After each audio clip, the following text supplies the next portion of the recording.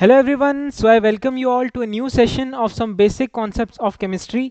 ये हमारा पार्ट 5 है एंड आज का लेक्चर खास इसीलिए है क्योंकि आज से हम स्टार्ट करने वाले हैं हमारा most important part of the chapter, जो कि कम्पिटिटिव पॉइंट ऑफ व्यू से बहुत ही ज़्यादा इम्पॉर्टेंट भी है। That is the mole concept. ठीक है, बच्चे डरते हैं जिस टॉपिक से, आज हम उसके साथ पंगा लेने वाले हैं। ठीक है, देखते हैं मोल कंसेप्ट हमें क्या कहता है। लेक्चर को स्टार्ट करने से पहले आपके सामने स्क्रीन पर एक नंबर दिख रहा होगा, मैं आपके लिए रिपीट कर देता हूं, दैट इज 7009294662।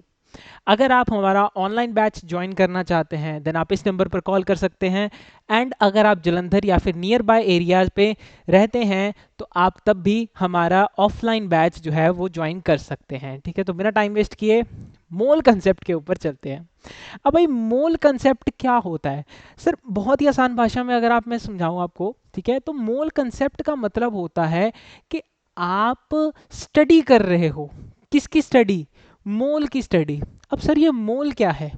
मोल भाई कोई नई चीज़ बिल्कुल नहीं है। ठीक है, जैसे हम आम बोलचाल की भाषा में एक दो तीन ऐसे करके कुछ एंटिटीज़ का यूज़ करते हैं। ठीक है, किसी चीज़ का नंबर समझाने के लिए। ठीक है, जैसे मैं बोल देता हूँ कि यहाँ पर टेबल के ऊपर मेरे पास ये एक दो तीन चार चार किताबें पड़ी हैं। ठीक है, मैं कह रहा हूँ कि टेबल के ऊपर चार किताबें पड़ी हैं, तो यहाँ पर जो मैं चार बोल रहा हूँ, ये फोर एक्चुअल में क्या है? ये मुझे नंबर ऑफ बुक्स बता रहा है ना। मैं कहूँ मेरे पेन स्टैंड के अंदर कितने, एक दो तीन चार पाँच छः, छः पड़े हैं। ठीक है, छः पेन पड़े हैं, तुम क्या है ये छः क्या बता रहा है? ये सिक्स मुझे बता रहा है कि इस पूरे पेन स्टैंड के अंदर मेरे पास कितने नंबर ऑफ पेन्स हैं। यानी कि मोल जो है वो भी एक ऐसी ही एंटिटी है। ठीक है, मोल जो है बेसिकली उसको भी हम नंबर ऑफ एंटिटी के अंदर ही गिनते हैं। ठीक है, एक टर्म है जिसको हम नंबर ऑफ एंटिटी फाइंड करने के लिए बोलते हैं। सर किसका नंबर फाइंड करेंगे?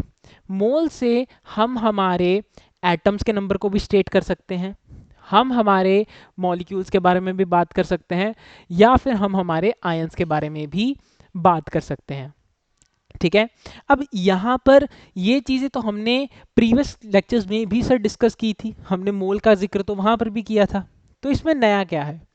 आज हम मोल को थोड़ा सा डिटेल लेवल में समझने वाले हैं। ठीक है, यूं कह लो कि पहले हम सिर्फ खा रहे थे ऊपर ऊपर की मलाई। ठीक है, अब असली डुबकी लगाने का टाइम अब आया है। चलिए, तो देखिए जी, आपके सामने जो मोल होता है, मोल की ये एक बहुत लंबी चौड़ी सी डेफिनेशन है जो कि आपको जाहिर सी बात है करने की ज़रूरत बिल्कुल नहीं है। ठीक है, मोल के बारे में जो मैं आपको बताता हूँ वो चीज़ें इनफ हैं। ठीक है, ये डेफिनेशन आपके सामने तब है अगर आपसे आपके स्कूल एग्जाम्स में पूछा जाए, जो कि डेफिनेटली नहीं पूछा जाएगा।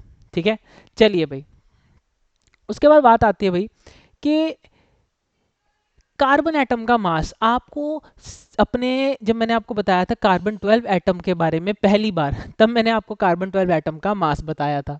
कितना मास होता है उसका? 1.99 इंटू 10⁻⁻23 ग्राम्स, है ना। एक कार्बन 12 एटम का इतना ही तो मास होता था। तो मैंने लिखा कि अगर मैं 1.99 इंटू 10⁻⁻23 ग्राम ऑफ कार्बन लूँ तो ये कितने बनेगा? ये बनेगा जी वन कार्बन एटम के बराबर। ठीक है, ये किसके बराबर बनेगा? एक कार्बन एटम के बराबर, क्योंकि एक कार्बन एटम का ही तो मास है ये। ठीक है, अगर मैं बोलूं कि मुझे 1 ग्राम कार्बन चाहिए, ठीक है, इतने पे मुझे क्या मिल रहा था? ठीक है, ये 1.99 इंटू 10⁻⁻23 ग्राम्स में मुझे एक कार्बन एटम मिल रहा था। अगर मैं बोलूं कि मुझे चाहिए क्या, 1 ग्राम ऑफ कार्बन चाहिए, तो बहुत सिंपल सी चीज़ है, मैं क्या करूंगा, 1 ग्राम ऑफ कार्बन पता करने के लिए उसके अंदर कितने एटम्स होंगे, उसके लिए मैं क्या करूंगा, इसको उठाकर, इस पूरी टर्म को उठाकर 1 के डिनोमिनेटर में ले जाऊंगा। ठीक है, दूसरी तरफ क्या करूंगा, 1 के डिनोमिनेटर में ले जाऊंगा। तो इससे मुझे क्या पता चल गया कि 1 ग्राम ऑफ कार्बन में कितने एटम्स होंगे। ठीक है, 1 ग्राम ऑफ कार्बन में कितने एटम्स होंगे मुझे यहां से पता लगेगा।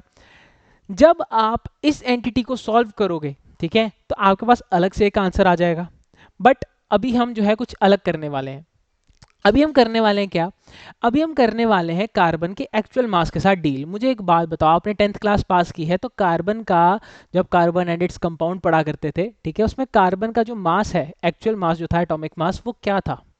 कार्बन का एटॉमिक मास होता है आपका 12 ग्राम। है ना, अभी ऊपर भी हम ग्राम एटॉमिक मास पढ़ के हटे हैं। तो कार्बन का एटॉमिक मास या फिर कह लो कि ग्राम एटॉमिक मास कितना था, 12 ग्राम हुआ करता था। तो अगर 1 ग्राम कार्बन के अंदर इतने नंबर ऑफ एटम्स हैं, ठीक है, तो 12 ग्राम कार्बन के अंदर कितने होंगे? सर इसको 12 से मल्टीप्लाई कर दो, आपको पता चल जाएगा। तो हमने इसको 12 से मल्टीप्लाई किया। मजेदार चीज तब हो गई कि जब हमने इसको 12 से मल्टीप्लाई किया, हमारे पास जो नंबर आया वो आया 6.022 इंटू 10⁻23 एटम्स। ठीक है, यानी कि 12 ग्राम ऑफ कार्बन में 12 ग्राम ऑफ कार्बन में कितने एटम्स निकले? 6.022 इंटू 10⁻23, इतने नंबर ऑफ एटम्स निकले। सर खास बात क्या है इसके बारे में?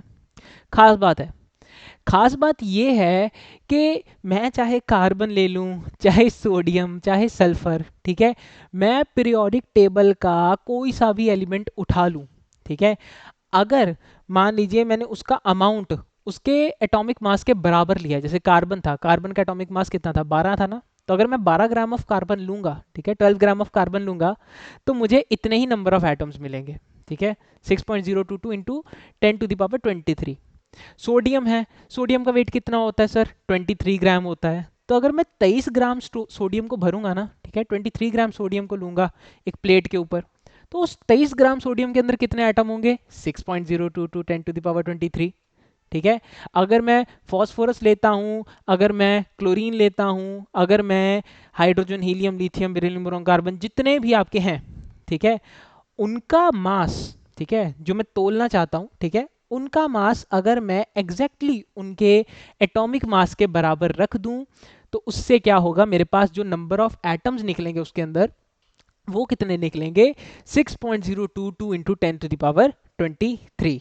ठीक है, ये बच्चा, इसके लिए एक दूसरा नाम यूज होता है, that is a magical number of chemistry. ठीक है, this is the magical number of chemistry. और इसका असली नाम क्या है इस मैजिकल नंबर का?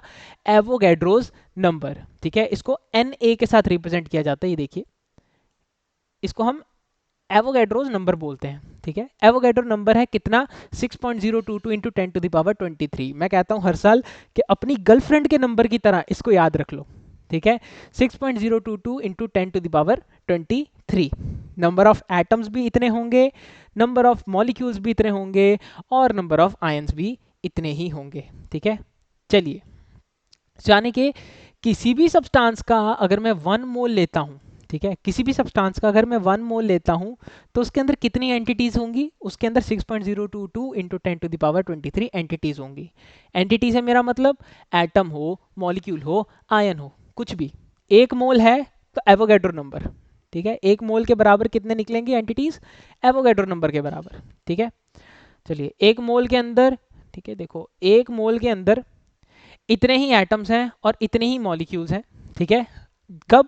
जब आपका 1 मोल आपके atomic mass of that element के बराबर हो।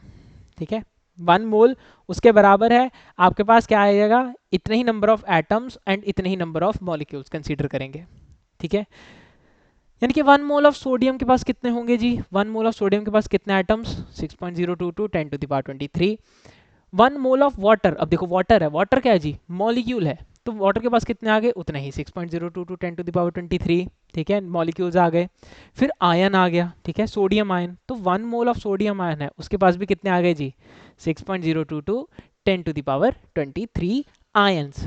क्लियर? अच्छा भाई, सर सवाल आता है कि आपने मोल के बारे में तो बता दिया, मोल क्या होता है, बट हर बार थोड़ी हमें मोल गिवन होगा, या फिर हर बार वैल्यू नंबर ऑफ मोल्स जो होंगे वो 1 ही थोड़ी होगा। तो नंबर ऑफ मोल्स कैसे निकाले जाते हैं भाई? नंबर ऑफ मोल्स निकालने के 2 तरीके होते हैं। एक तरीका जो आप कहीं नहीं यूज करोगे, एक तरीका जो आप बहुत जगह यूज करोगे। पहला तरीका है given number of entities upon Avogadro's number. ठीक है, जितनी भी आपकी एंटिटीज हैं, एंटिटीज से मेरा मतलब एटम, मॉलिक्यूल, आयन, कितने प्रेजेंट हैं आपके कंपाउंड के अंदर, वो लिख दो।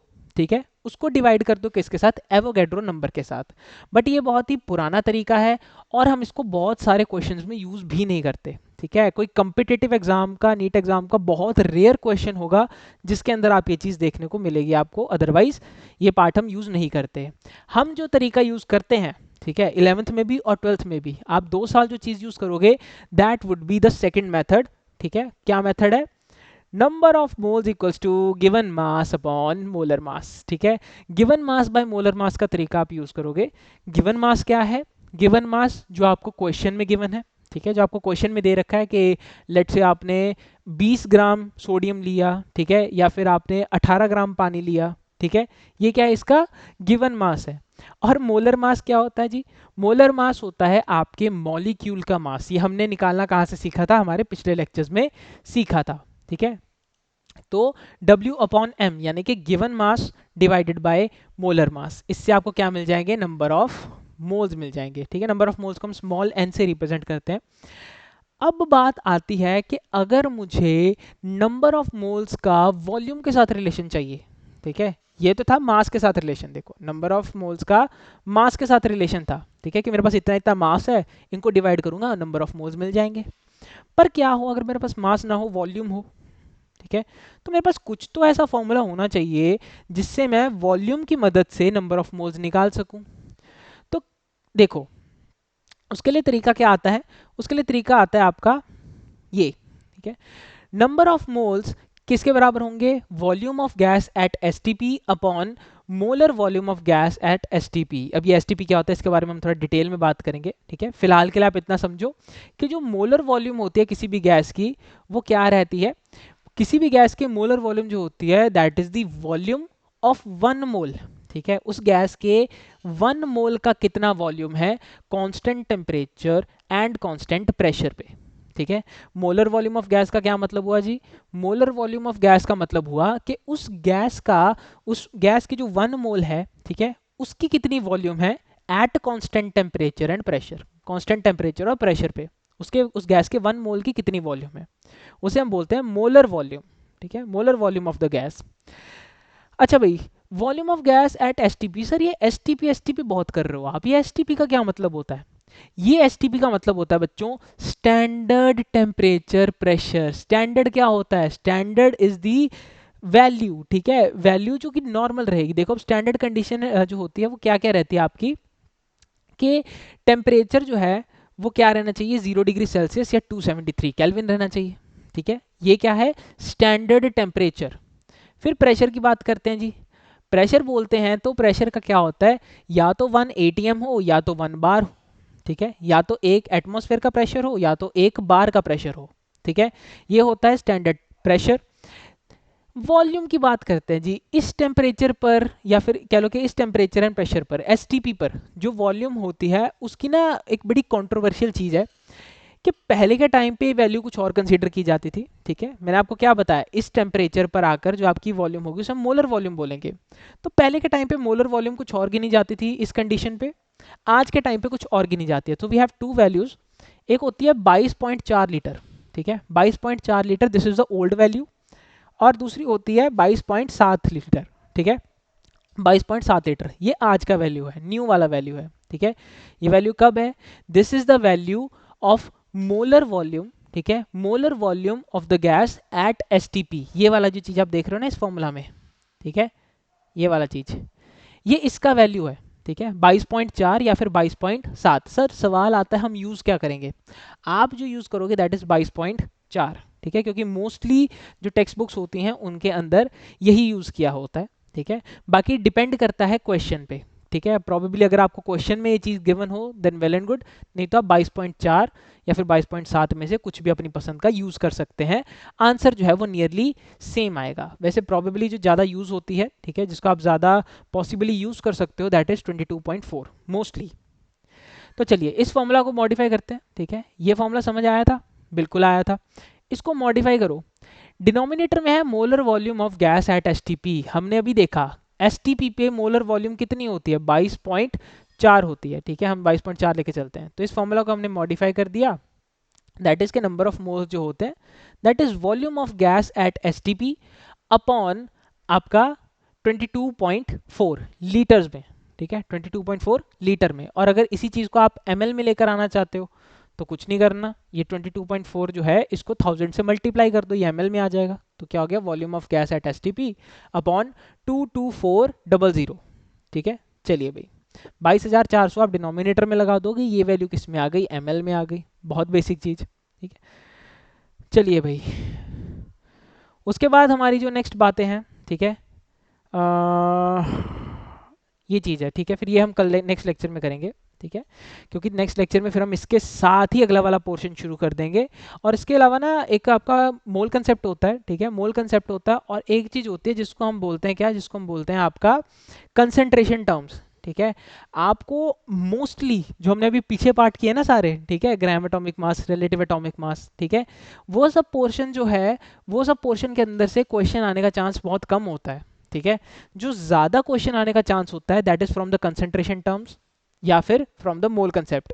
पिछले 10 साल के पेपर खोल के देखो, ठीक है, मैं बार बार चीख चीख के बोल रहा हूँ, ठीक है, पिछले 10 साल के पेपर खोल के देखो नीट के, ज़्यादा क्वेश्चन कहाँ से हैं, मोल कॉन्सेप्ट से हैं या फिर कंसंट्रेशन टर्म्स में से हैं, ठीक है, और डायरेक्ट क्वेश्चन है, सीधे सीधे, ठीक है, सीधे सीधे क्वेश्चन है।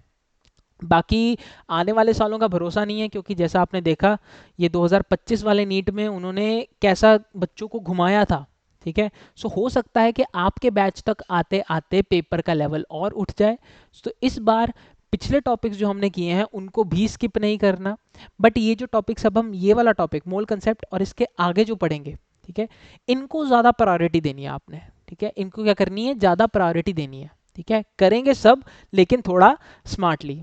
नेक्स्ट लेक्चर में आपसे जल्दी मुलाकात होगी, चलिए मिलते हैं।